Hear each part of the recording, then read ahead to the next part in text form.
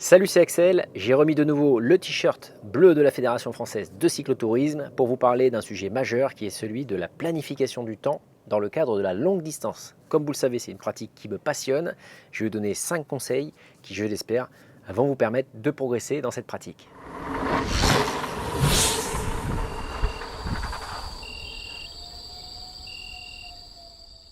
Le premier conseil, il est très simple, c'est celui d'apprendre à mesurer et à contrôler ce que j'aime appeler le temps invisible.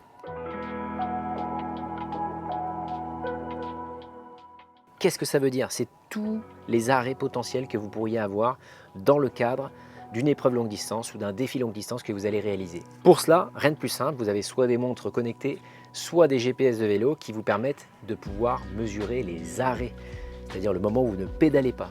Puisque bien souvent, la problématique du temps, c'est pas celle du temps pédalé, parce que ça généralement on s'y attarde toutes et tous. On regarde très souvent combien de temps on a pédalé sur une journée, mais on s'attarde très peu sur le temps finalement où on s'est arrêté. Je vous donne un exemple. Sur une épreuve longue distance que j'ai réalisée en 35h30, j'ai dormi 30 minutes et au final, je me suis arrêté plus de 5 heures pour pouvoir trouver du ravitaillement, pour pouvoir chercher mon chemin. Et au global, ça représente beaucoup par rapport aux 30 heures de vélo que j'avais réussi à réaliser sur la selle. Donc ce temps invisible, c'est extrêmement important d'arriver à le contrôler pour en avoir conscience déjà et en même temps pour arriver à progresser petit à petit dans vos défis longue distance, puisque généralement le chronomètre, le temps global pour pouvoir les réaliser, est une des valeurs que l'on surveille.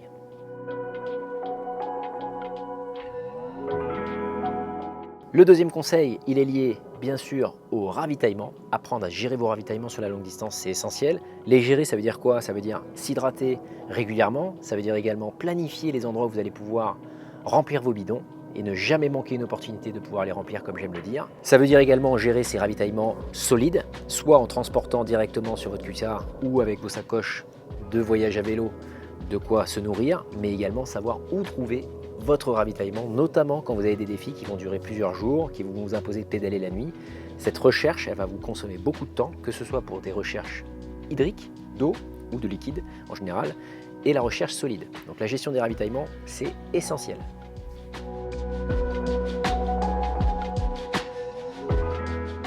Troisième conseil très simple, c'est le rythme. Aller lentement pour aller loin, c'est essentiel à respecter sur la longue distance, puisque dans la planification globale de votre temps, vous pouvez aller très vite, mais si après vous passez beaucoup de temps à récupérer ou à vous arrêter pour pouvoir reprendre votre souffle et récupérer de l'effort que vous avez dépensé, il vaut mieux aller lentement et pouvoir tenir plus de temps sur la selle, puisque le jeu de la longue distance, c'est bien sûr un jeu de résistance, c'est d'arriver à tenir le plus longtemps possible à un effort modéré plutôt que d'aller très vite et après d'avoir beaucoup de fatigue et du coup de devoir passer du temps à récupérer.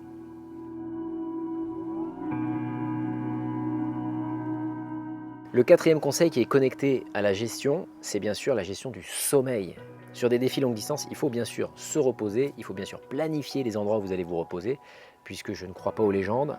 Moi-même, je pratique beaucoup la longue distance et je me repose régulièrement, soit avec de la micro-sieste, soit avec vraiment des blocs de sommeil de 3 à 5 heures.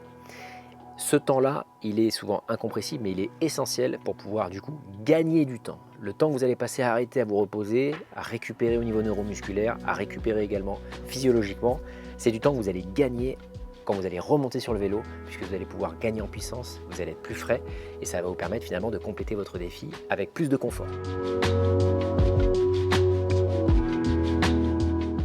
Et enfin, cinquième conseil, le dernier, apprendre à gérer l'imprévisible. Comme vous le savez, c'est quelque chose que j'aime beaucoup partager. Il faut bien sûr prévoir dans vos défis longue distance une part d'imprévisible en termes de temps global. L'imprévisible, ça peut être une crevaison, donc une panne mécanique. Ça peut être des conditions climatiques que vous allez rencontrer qui vont vous ralentir, des orages, des très fortes chaleurs. Ça peut être plein de choses qui vont faire que, quel que soit votre défi, vous allez toujours avoir une part d'imprévisible. Et ça, il faut appliquer un pourcentage de temps dédié à ce caractère imprévisible. Dans le meilleur des cas, il ne se passe rien pour vous et auquel cas vous allez gagner du temps. Dans le pire des cas, vous aurez quand même intégré dans votre temps global une part d'imprévisible qui vous permettra de gagner en confort et d'être moins stressé à regarder le chronomètre. Voilà pour ces 5 conseils sur la planification du temps dans la longue distance. J'espère qu'ils vous ont été utiles et qu'ils vont vous aider à progresser ou même à vous lancer dans ce type d'effort qui est extraordinaire à bien des égards. Je vous donne en tout cas rendez-vous dans de prochains tutos ou plutôt à bientôt sur les routes et les pistes. Salut!